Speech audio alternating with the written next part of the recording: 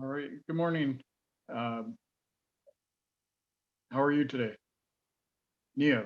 Uh, I'm pretty good. How are you? Thank you for speaking with me.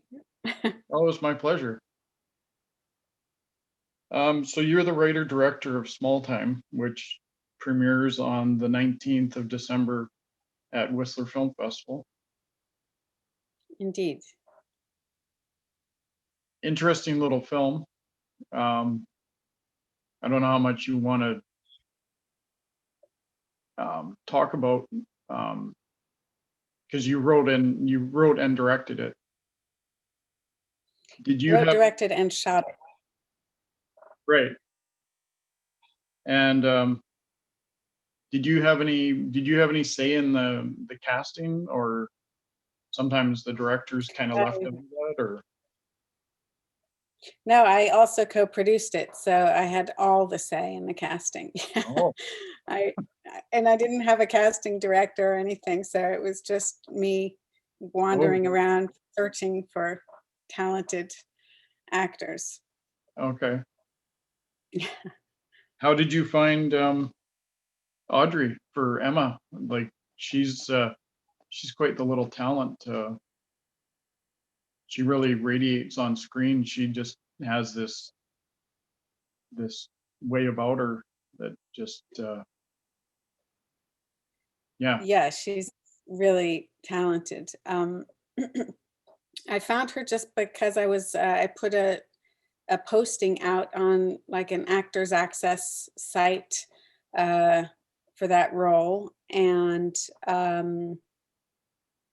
and she was one of the kids who responded. Most of them had a lot of experience and what just seemed like more familiar with the industry and all that that entails. And she had no experience whatsoever. Oh, Um, and that's kind of what drew me to her in the beginning is just she didn't have all of those actor tropes that kids can have. And then you spend a lot of time kind of taking away all of that stuff, and it's never really possible to take it entirely away. Um, so she was like this beautiful, pure, blank slate who was also a very sensitive listener.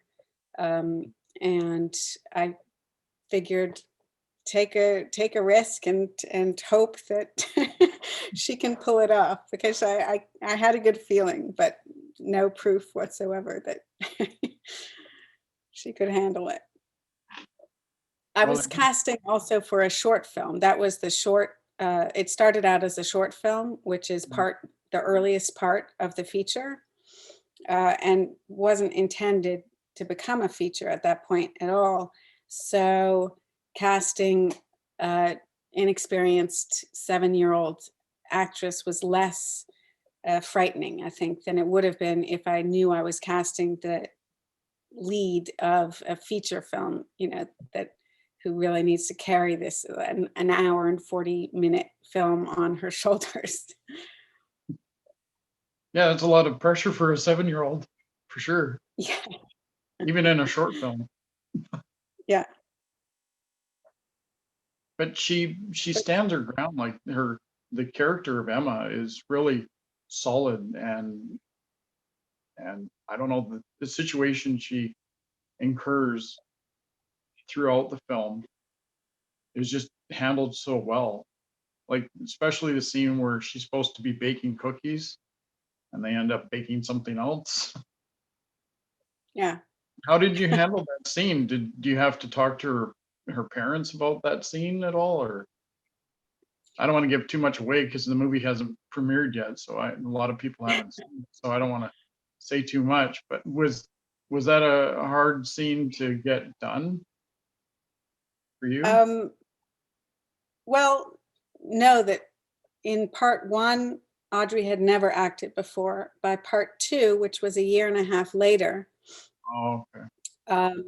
because she grows up in the film, and Yeah. we also allowed her to grow up in real life. She had done a couple of roles in features and stuff like that, And then by part 3, she, is pretty rockin' actress, super professional. She's done like Netflix shows, and now she's on an HBO Max, The Flight Attendant show that's just now coming out. Like she's really kind of making a name for herself. Right. Um, but yeah, so that was, I mean, when I sent the feature script, which was not available at the beginning, of course, when we were doing the short. I mean, it was very dark material, and obviously her mom read it and was okay with it and really liked the script. And Audrey is a really, really cheerful, like highly positive and uh, just positive always girl. Uh, but she has an interest in doing dramatic, dark material, and if I think a capacity for it. Um, and so, yeah, I mean that it's a weird scene to shoot. We're all there a little bit, like, okay, here we go. But generally, I didn't speak to Audrey a lot about the content of the scenes. She read the script. Uh, she knew what the scenes were, but we never talked about anything more, uh, about what was going on. At that point, I know that she knew it was, drugs, but that's Yeah. an abstract concept, that means nothing really real to her. Right. And she has a lot of trust, so she doesn't um, feel the need to ask too many questions, which is a really great thing and something that I appreciated because it allowed her to just enter into these situations, knowing that she was, safe and she could ask anything she wanted, but also that they're kind of weird situations and she's just gonna kind of absorb what's happening in them in her own way. Right.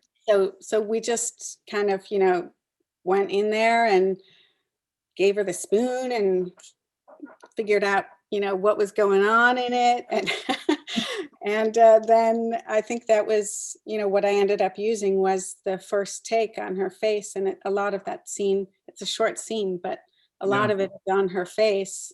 And kind of discovering what actually is happening here. Like she's just looking at her partner, seeing what she's doing over there, kind of confused, like, what is that? Mm. Okay, but I have my lines and I'm holding my spoon, and she just allows herself to discover. And that's kind of what I was doing all along, is keeping her comfortable but in the dark enough so that she doesn't understand Right. fully everything that's going on. Well, and I like the fact that you have made these people have these situations that they're in, the addiction and stuff, but you don't overgo that. Like these aren't bad people. They just have an addiction that they're dealing with, and how it's relative to her world, because we're seeing it through her eyes, of course, right? So like the scene where she actually does bake cookies for that group of people, and then she's sitting next to the guy. That scene was like totally creepy to me. I'm like, what's this guy up to? Like, because you don't know, right? And I'm just like, he just kept staring at her, and I'm like, okay, what's going on here? And I didn't know if it was going to evolve into something else. And I'm like, I'm glad it didn't go any further than. But then it ends up being a high note for the end of the movie, which I think really resonates. And I think I would love to see what the reaction. It's too bad we can't see this in with a crowd of people to see what people's reaction would be, because I think the ending really leaves it on a good note, really positive note, and and I think for all that she's been through, it kind of had to. Yeah, it was, you know, there's just so much darkness in it, Yeah, and my tendency might have been to, keep it dark just because I naturally go pretty dark. right. Um, but towards the end, I really had to just sit myself down and be like, I need to find uh, some positive way to end this film.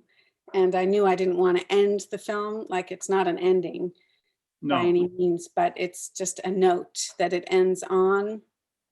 And so it was important to end it on a note of some kind of hope or connection.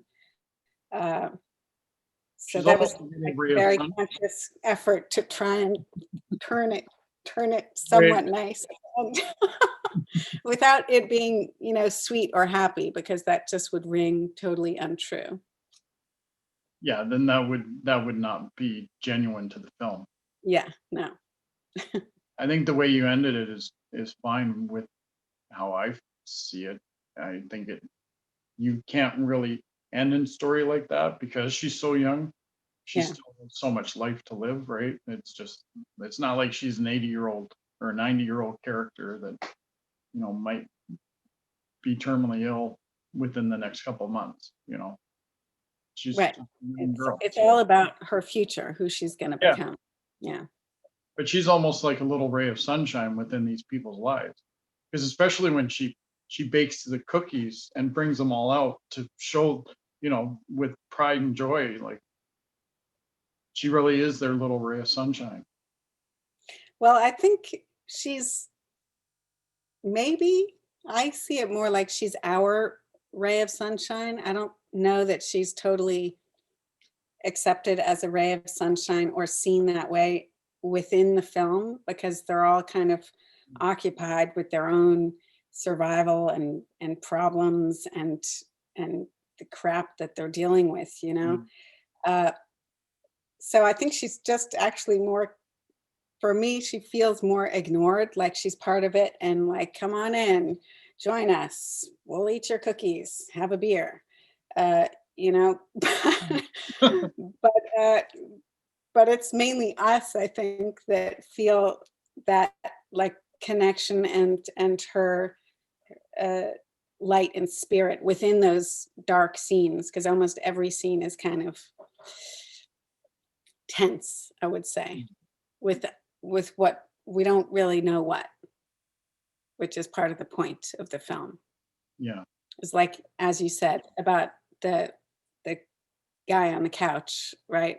Uh, we don't know what kind of a scene this is. We just feel nervous.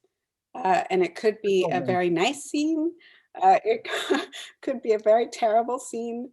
It could go so many ways. And the possibilities are what make the tension constant, with this girl, because there are so many possibilities in atmospheres like this for things to go really bad.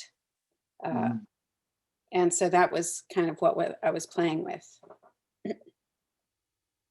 And Yeah, that's her good. her kind of opposite desire to, whatever she's doing, she's trying to make the most of it. And so here she's baking cookies, she's trying to make like this junky, uh, trashy house into something of a home, Right. for herself, Yeah. um, in whatever way she can. And it's obviously can't really work, but she gives it a try.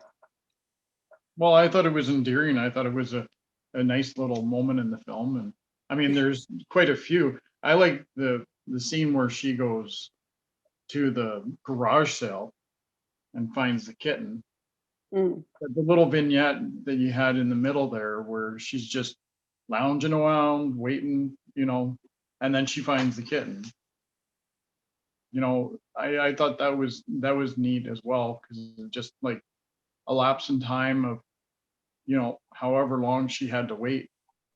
What it was like 4 hours, I think it was supposed to be when they get back to the house, and the girlfriend's like, where have you been? Mm.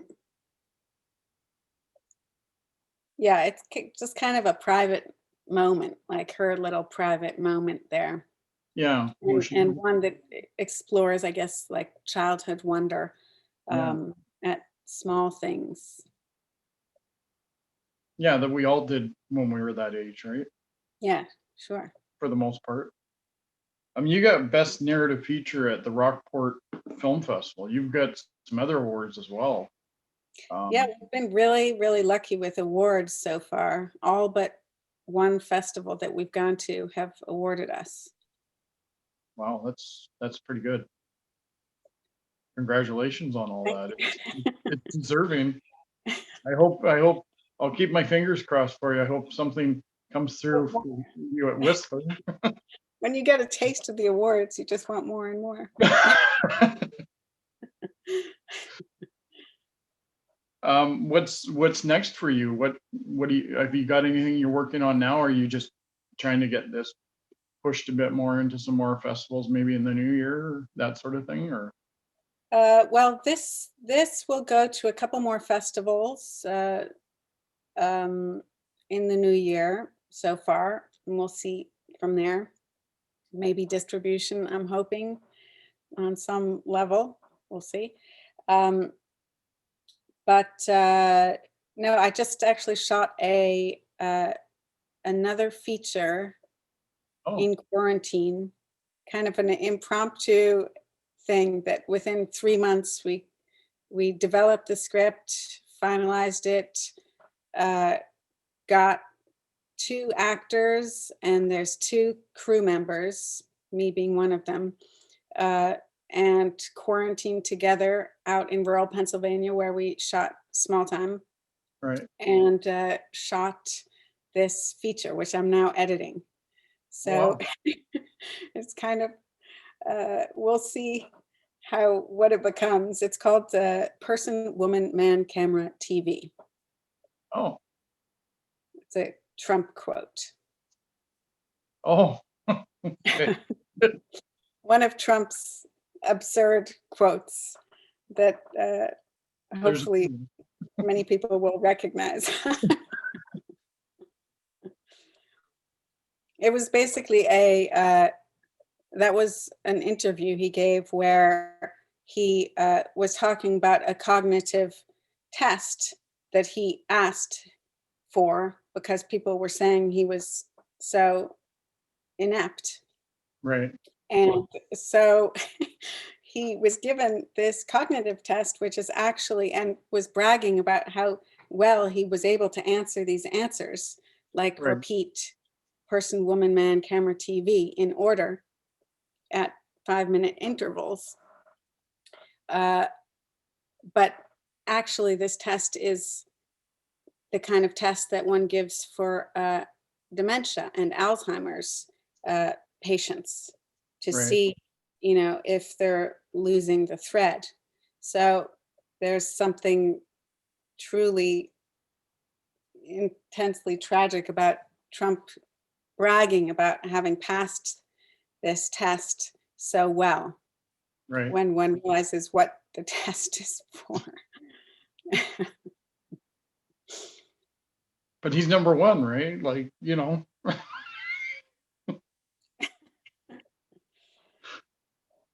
no more, but whatever.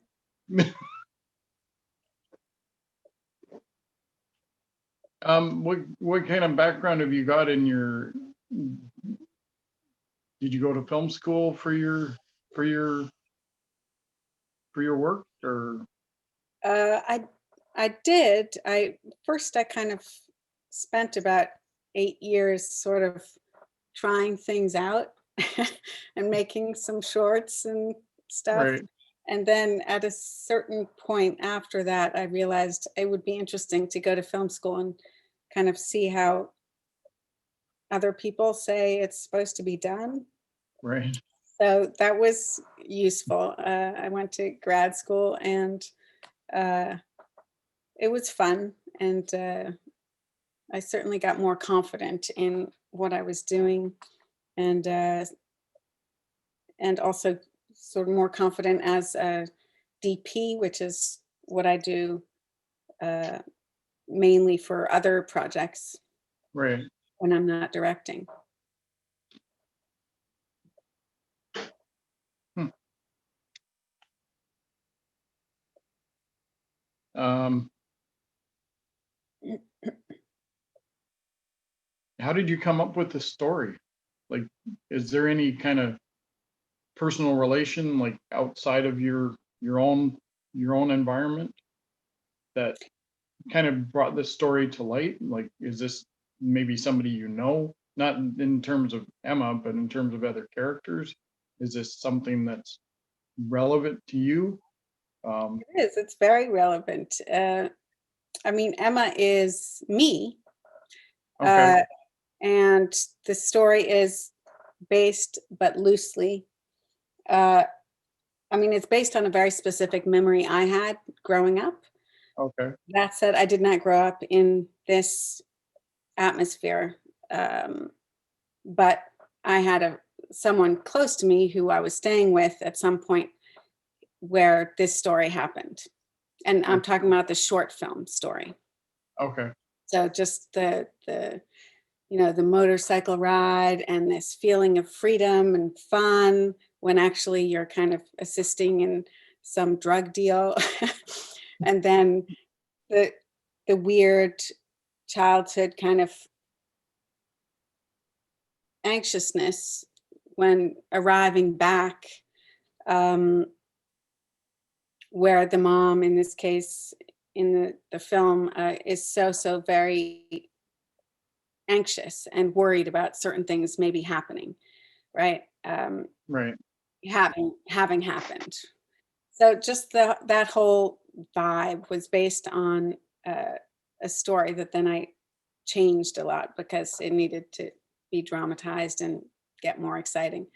Um, and so then from there, the feature, like the short was a kind of an intimate little moment, I would say, and then the feature became a larger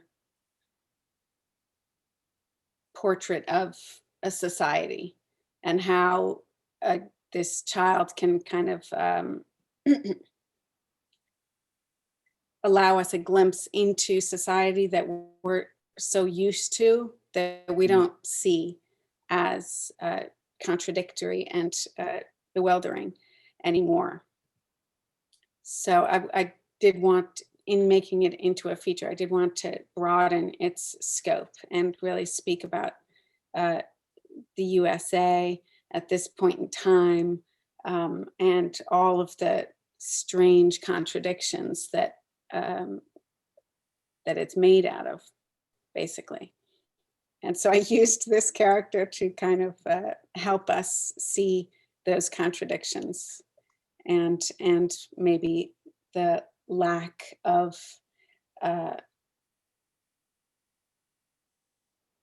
support or the lack of um, attention that's being paid to what the future will be. Because Mm. Emma, whatever she ends up being, is our future, right? All across the board, though, you get some really solid performances from everybody. Like, there was points where I almost felt like it was like a documentary, because I've been in those Mm, environments as well myself as a youngster, okay. and I don't I don't go down that avenue at all myself, but Mhm. I've been in that environment myself, and I just felt that some of those scenes. I like the men. I like the fact that none of the men are portrayed as these evil. It's almost the women that are that are doing the use, and the guys are, but then they're not. Everybody's not on the straight and narrow, and but they're still just people, right? And they're just trying to make it through life like everybody. And I just it was just a really good slice, not a slice of life. Well, I guess a slice of life kind of film, because it tells you this, her Emma's story, which is basically your story now. I hear. Well, just the I initial know. Yeah. memory. Yeah. And all the rest is not. Yeah. All the rest is dramatized. Yeah. I get that. Yeah. But I just, it's definitely one of the better films I've seen this year for sure. Thank you so much. Everybody, I'm so glad that you see it as like a potential doc in the performances because, yeah, I think they did such nice work, all of the actors, like just being really truthful to to their dilemma, you know? And it was really something that was gone about very consciously is trying to make sure that we're not showing bad guys or bad mm, people and that everyone is really just a weak person mhm, and doing their best within their extreme weakened state um, to kind of make the most or get through or I mean they're all I think trying to have a okay life. They mhm. just don't manage it at all. But that must have been hard to get across on screen too. Like, but going through the file that you sent me on the film, you look through the actors and actresses, and they have so much talent. There's so much talent within the cast. Like everybody's, for the most part, has got a good running career of previous work. Mm. How hard was that to get that that talent on board with you? You had to go through their agents, obviously, to No, I don't think I went with any agents. A lot of some of them were again Actors Access, and they responded. And then from there, as it grew, uh, like Rick, the dealer, yeah. he was he went to undergrad with me. Oh, Yeah, like many years ago. And I remembered, he had a great vibe, and I remembered also that he was a biker. So it was kind of like, he could totally play this. And then I had to re-find his contact. And so things like that. And of course, he was like, yeah, sure. Uh, and other actors came about through people that were already on it and who they suggested, and then I met. But it was everyone kind of joined in a really nice spirit of it was very clear that this is a micro budget film that we're sort of very very scrappy trying to get it done however we can.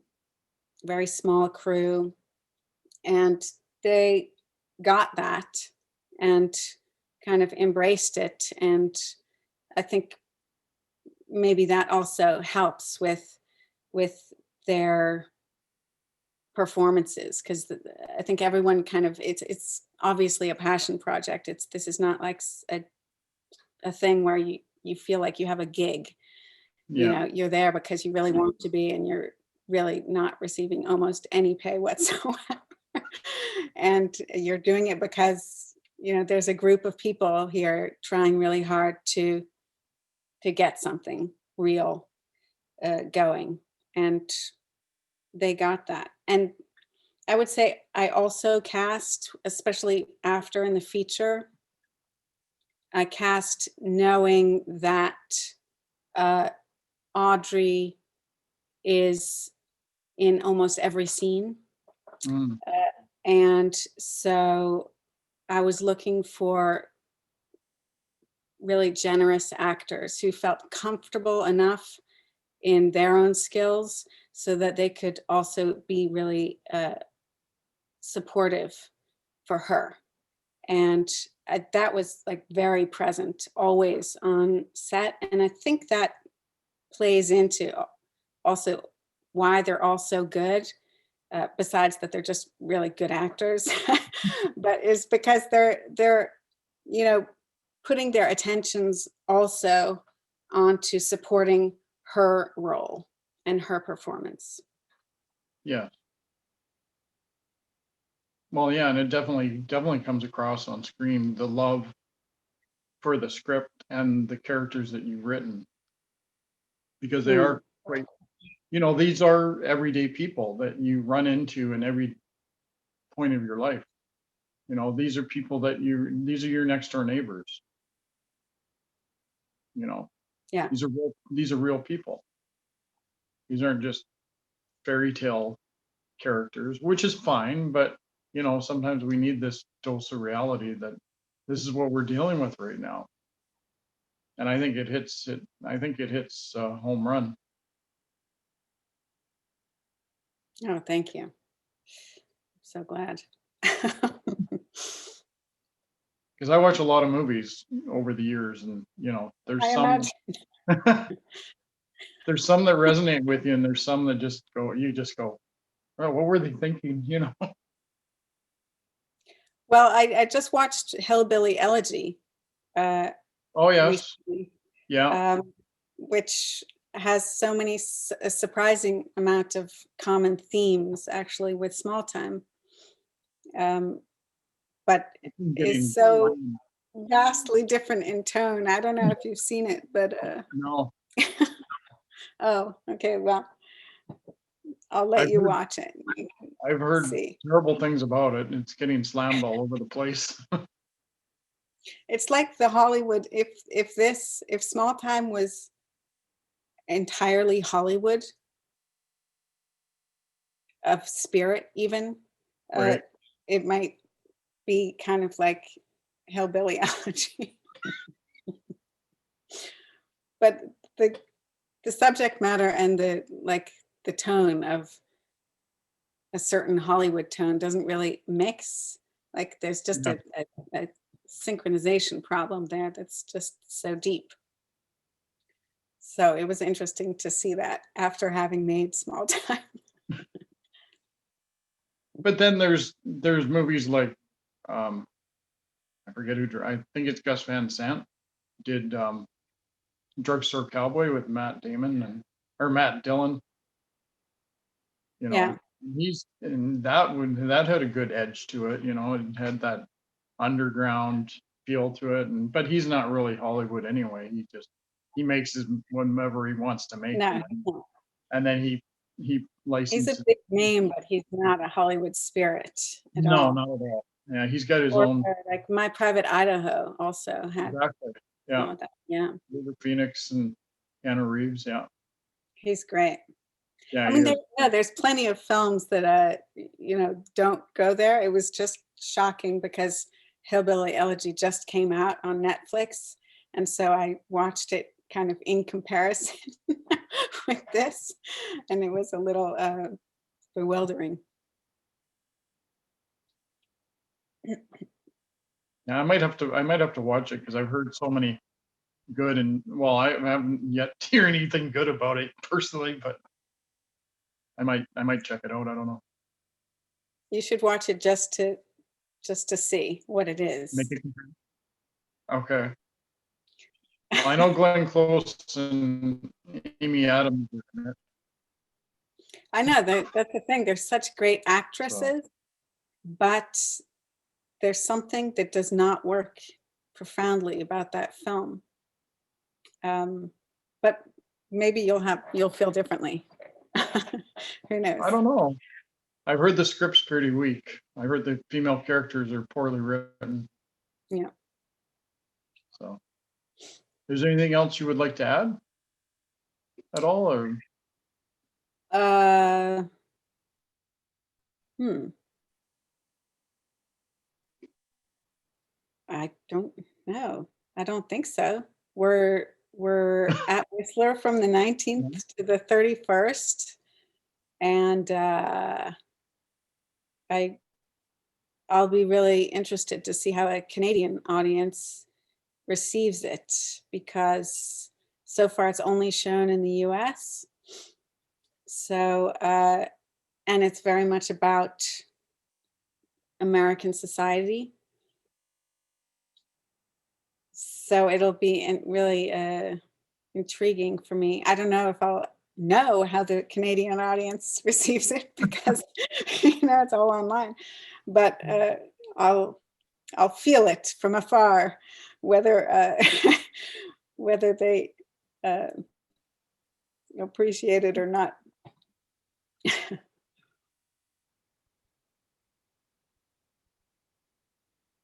Well, I think it'll get a better response than Hillbilly Elegy.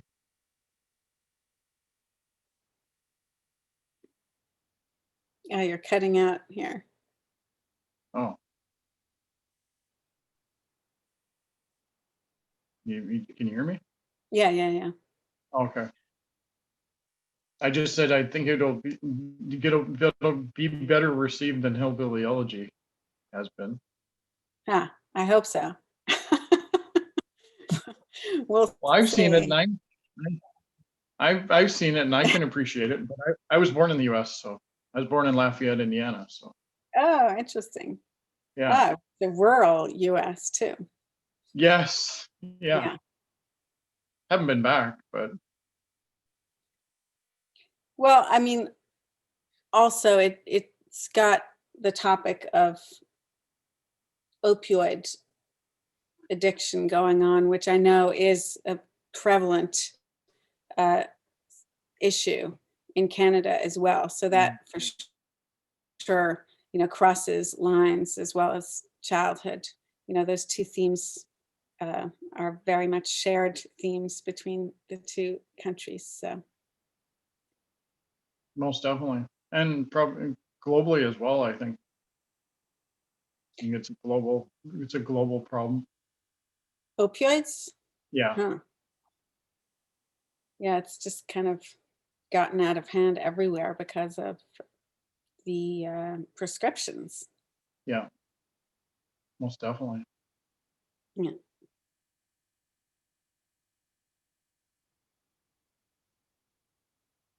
So now all that's said and done, what is it you like to do when you're not working? I mean, with COVID and everything, what is it? Do you like to watch other filmmakers, or do you like to sit and read a book? How do you spend your time? Uh, I guess. I mean, sure. I love a book. I like to watch films. Uh, I try and keep busy on projects is when I feel the most comfortable. Yeah, So now mainly I'm just editing all day, every day.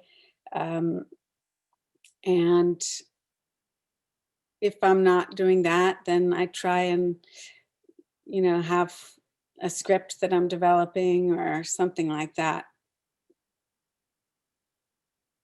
got to keep your Or I creative. go on walks. Yeah, that's always good.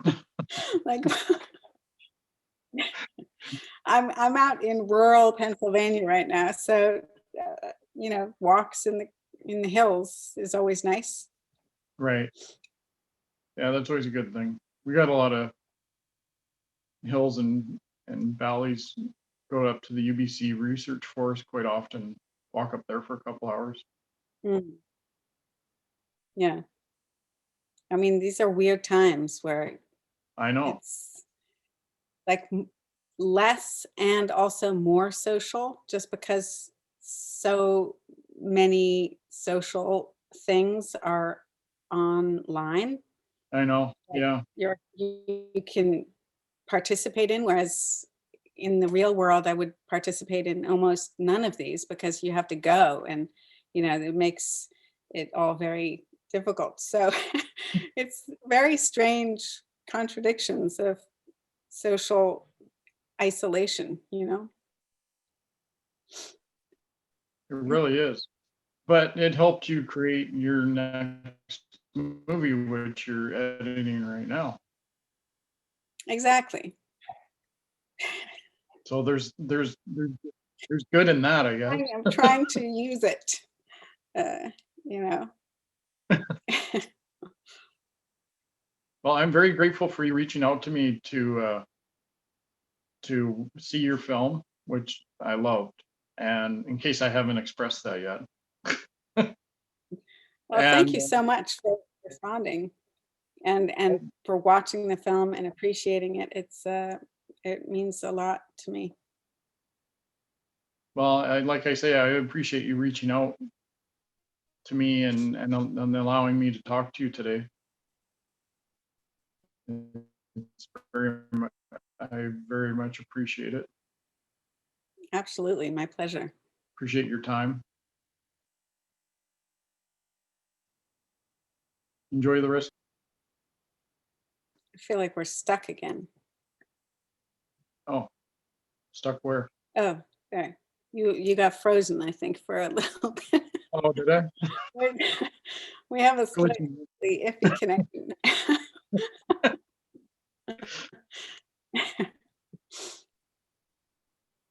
Okay, well, thank you so much. Thank you. I appreciate your time. And have a great rest of festival. I sadly can't see any of the films there because I'm in the States and we can't access, but I do go to some of the discussions. Oh, and we're having a panel. I'm on the panel with Paul Graton, our programmer for features, I guess, on coming of age, a coming of age panel tomorrow, I think Oh, at 1 o'clock your time, okay. Whistler time, 1 o'clock Whistler time, Okay. whatever that is, wherever we all are. So That'll be if, 10 a.m. here. okay. Yeah. No. Oh, wait, so where are you? I'm in BC. I'm in the Vancouver area. Isn't that Whistler time? Yep. Pacific Standard Yeah, Time. no, it's 1 o'clock Whistler time. 1 o'clock Whistler time. Okay. Sorry. Yeah. So that might be interesting to check out if anyone is interested. I might check it out. Yeah. I'd be interested in seeing that. Yeah. Okay, so thanks so much. Thank you. And have a great day. You as well. All the best to you. Take care.